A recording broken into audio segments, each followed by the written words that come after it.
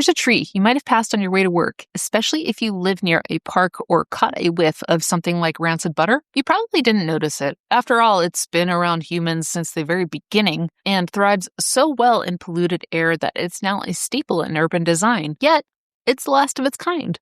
An orphan in its family tree, and it just might end up outliving us too. I'm Megan Brame, and on this episode of The History of Plants, we're diving into the story of Ginkgo biloba. From deep time to temple courtyards to modern sidewalks, ginkgo has known many lives. So let's untangle what's true, what's legend, and what biology can actually explain. To start, we've got to rewind the clock to a time long before the continents divided. If you pick up a ginkgo leaf today, you are holding a design that hasn't changed in over 200 million years. To give you some context, that means the leaf shape existed before the Atlantic Ocean filled in. As part of the Ginkgolese family, the ginkgo is what's known as a temporal outlier, a biological design of its own era with fossil records showing its family members originating most likely about 270 million years ago, during the Permian period, though they'd probably be considered distant cousins that kind of resembled ginkgo if you squinted and turned your head just so. They're a tree that geologists and botanists love to study because they're examples of the shift we see in the evolutionary chain when trees stopped relying on water-based methods of reproduction and moved to seed-based. History nerds might be thinking that 270 million years ago number is particularly interesting because of one teeny tiny event that happened about 252 million years ago called the Great Dying. The Great Dying is an extinction event that is often seen as the greatest mass die-off in Earth's history so far. However, the ginkgo family survived it. We're not entirely sure how, but it seemed to shake it off and just keep on keeping on. We have found fossils of it on every continent, including Antarctica, and begin to see the tree slowly evolve into its trademark leaf design we know and love around 170 million years ago, during the Jurassic era. By 150 to 100 million years ago, we find evidence that the ginkgo family has bounced back and are flourishing, returning to every continent yet again. This family also survived the Chicxulub asteroid that wiped out the dinosaurs 66 million years ago. Yet it couldn't keep its good luck forever. After the asteroid, the Earth began to cool, and this is when we began to see its family members die off. Ginkgo may have even had a full-on extinction anywhere from 2 to 7 million years ago, as we haven't found any fossils in the Pliocene or Pleistocene sediments that we have discovered so far. We think what may have saved the species is that Mesozoic-era rodents may have buried its nuts for winter, accidentally allowing them to germinate. But the family's ability to rebound had become seriously crushed, and it seems as though the entire family tree had been pruned down to a single fragile branch of trees hiding in the Tianmu Mountains of eastern China. But I want to emphasize here that the amazing thing isn't just that it survived, but how it survived. While other species succumbed to the changing climate, this one small pocket of ginkgos held on, and it got by with a little help from its friends, Buddhist and Taoist monks, a little over 4,800 years ago. According to the Shennong Bun Chao Qing, a foundational text attributed to the legendary Emperor Shenyang, who we have covered in a couple of episodes. While we often hear legends of monks saving the tree in temple gardens, the data points to a more practical origin.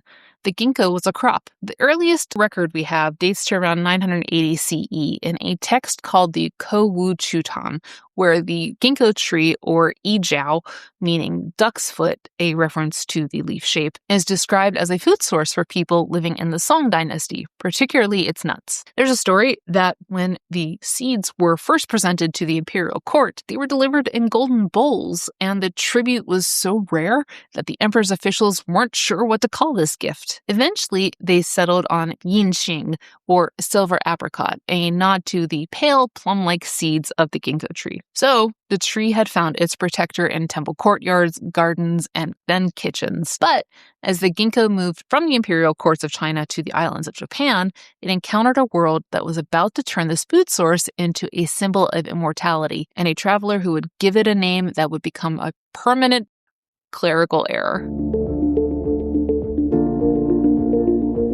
After its debut in the Song dynasty, the ginkgo began a slow, deliberate migration. Between the 10th and 4th centuries, the tree traveled along trade and pilgrimage routes, moving across China and eventually Korea. By around 1400, the tree reached Japan, where it earned the name icho, derived from the Chinese ijiao.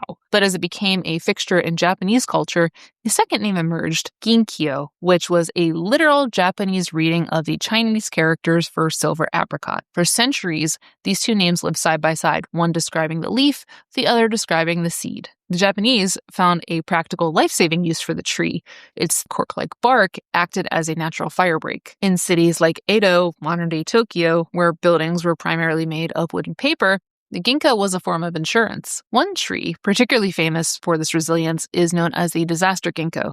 It's a 150-year-old tree that was scorched during the fires of the 1923 Great Kanto earthquake while protecting the imperial palace. It's understandably a little dinged up, but still stands to this day. Further south, in Azabo, a 1,000-year-old ginkgo at Zenbukoji Temple faced a similar fate, absorbing the heat from fires and protecting the temple. Hey, also, if you're fascinated by how a plant like this could be our long-standing partner in crime, hit subscribe so that you don't miss any more of the deep dives into the botanical mysteries that shape our world. For nearly 3 centuries, the ginkgo remained confined to the east. But then, in 1690, the West caught up. At the time, Japan was in a period of isolation. Yet, everyone's favorite maniacal money machine, the Dutch East India Company, pushed in anyway. Working with them was a German physician named Engelbert Kempfer. When he wasn't treating patients, Kempfer spent his time documenting the unique-looking trees he saw living around the shrines of Nagasaki. In his notes, he attempted to call it by its Japanese name, Ginkgo, but, as the story goes, his pen slipped and he accidentally wrote ginkgo. So when taxonomist Carl Linnaeus officially named the tree in 1771, he used Kempfer's typo. The biloba part just refers to the tree's double-lobed leaves. Anyhow, despite its name being butchered, the tree's seeds kept moving across the oceans. The first living specimens reached Europe around 1730, landing in a botanical garden in Utrecht. By 1754, they reached the Kew Gardens in London, and in 1784 it landed on U.S. soil when a Philadelphia collector named William Hamilton planted seeds of it in his estate called the Woodlands. One of those original trees still stands today, overlooking the Schuylkill River. By the 1800s, the interest in the ginkgo took a scientific turn. Around this time, Charles Darwin coined the term living fossils to describe this tree that refused to change. But the ginkgo's most harrowing act of survival happened on August 6, 1945, when the atomic bomb was dropped on Hiroshima, incinerating almost every living thing within a mile of the epicenter. In the charmed ruins of a temple less than 1,200 meters from the blast, a ginkgo tree began to bud the following spring. 6 trees in total survived the heat, pressure, and radiation, and are now known as Hibako Jimoku survivor trees. The tree that survived the dinosaurs in the Ice Age had now survived the most destructive weapon ever created by man. To find out how that's possible, we have to look inside the leaves.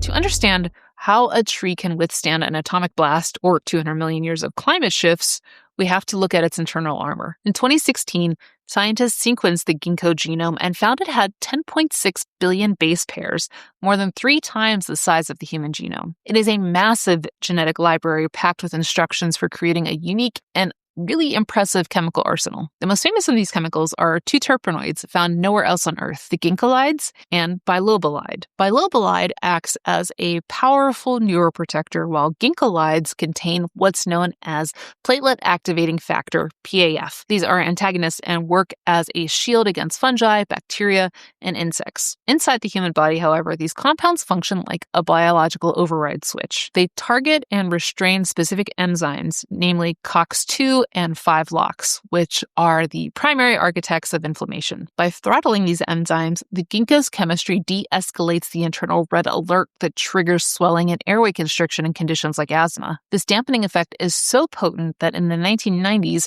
researchers studied a synthesized version of ginkgolide B as a potential tool to stop the body from attacking transplanted organs. But humans were investigating this tree long before we had modern labs. The ginkgo first appeared as a medicinal plant roughly 2,000 years ago in the Shenyang Bengchao Qing, the foundational text of Chinese Materia Medica. Back then, though, only the seeds were used. By the time Li Shijun published the massive Bunsao Gongmu in 1587, the ginkgo was already part of a complex healing system. In traditional Chinese medicine, skin diseases are often seen as manifestations of internal issues and are often treated in one of two ways. You can use a cocktail of multiple ingredients, or you could just try ginkgo on its own as a topical treatment. The Bunsao Gongmu lists 17 different medicinal uses for the tree, including using alcohol, water, or rapeseed oil to apply crushed ginkgo seeds topically for skin disorders. We even see records of decoctions, boiling the leaves in water, as a traditional treatment for enteritis in children. The ginkgo also uses a sophisticated cry for help when it's under attack by herbivores, emitting volatile organic compounds that attract predatory insects. The predators pick up the scent, then come and eat whatever's munching on the ginkgo's leaves. However,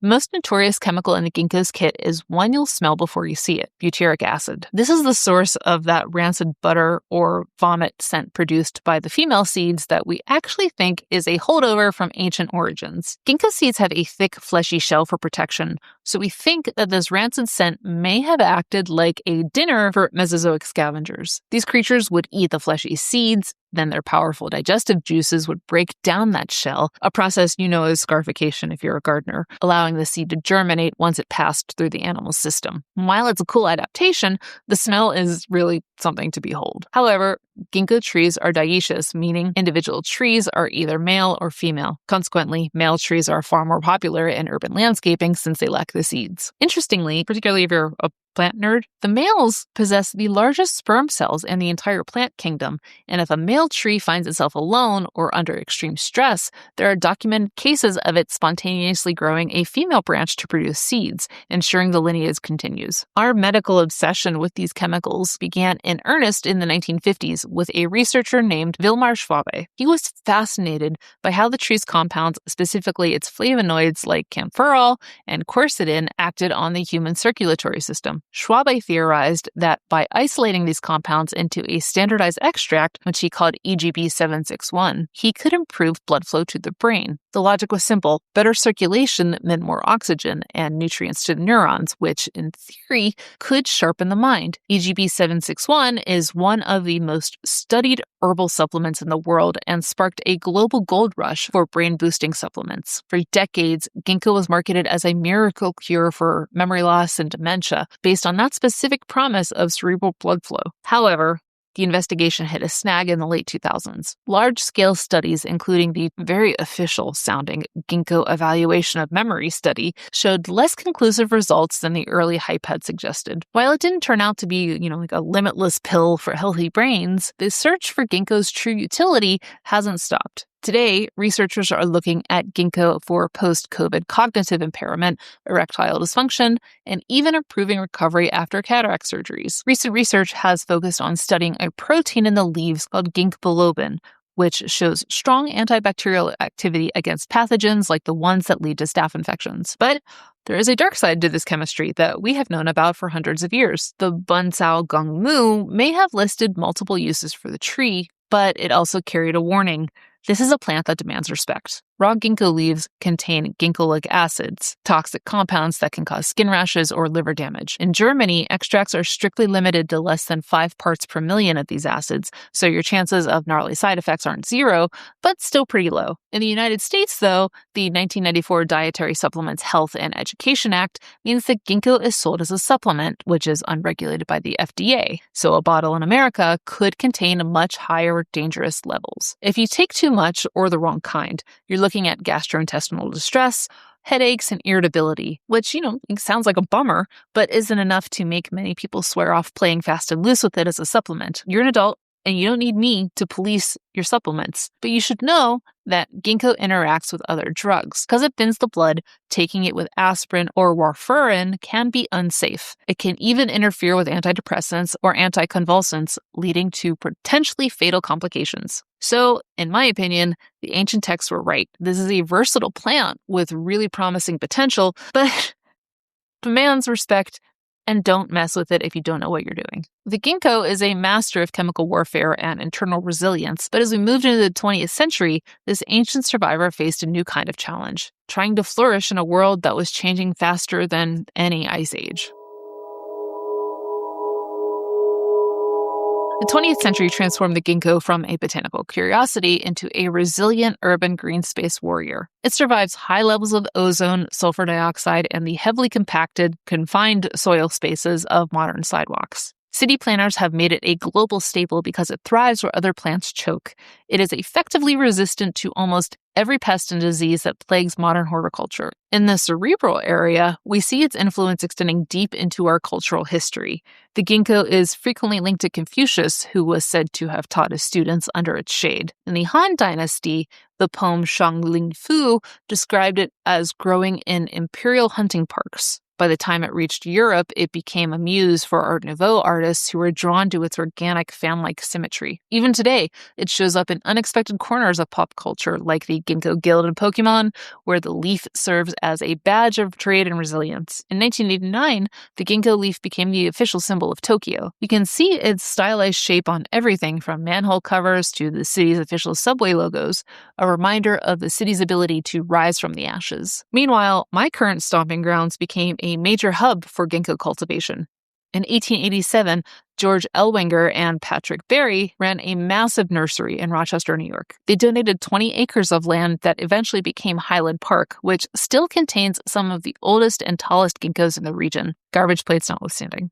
Google it if you don't know what I'm talking about. The reason these trees, from the parks of Rochester to the temples of Japan, can live for centuries was finally explained in a 2020 study. Researchers examined 667-year-old ginkgos and found that their vascular tissues were virtually identical to those of a 20-year-old tree, leading scientists to believe that ginkgos don't experience senescence, basically whole plant pre-programmed death. As long as it isn't killed by an outside force, theoretically, the ginkgo is biologically designed to live forever. Despite billions of these immortal clones lining our boulevards, the ginkgo's status in the wild is tenuous. While we have millions of trees in cultivation, the wild populations in the Tianmu Mountains are tiny, genetically stagnant, and classified as endangered on the IUCN Red List. The tree that survived the dinosaurs has hitched its wagon entirely to us. The story of the ginkgo is a 270 million year story of endurance. It survived the shifting of continents, the death of the dinosaurs, the rise of human empires, and the dawn of the nuclear age. I'm Megan Brame. Thank you for joining me on another episode of The History of Plants. Jump into the commentary episode on Patreon to see what got left out, or